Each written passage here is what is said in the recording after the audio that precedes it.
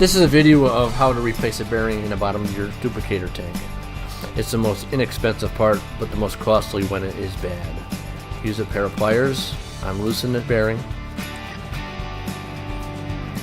Once it's unloosed, you can unscrew the bearing off the bottom of the tank with your fingers. This is a good bearing here. It should look like this at all times, otherwise you can wear it through the bottom of your tank, which is a very costly replacement. Take your new bearing, put some RTV cement on the bottom of it, screw it down back over the nut in the bottom of the tank, all the way down. Use a pair of pliers to tighten it, and you're done.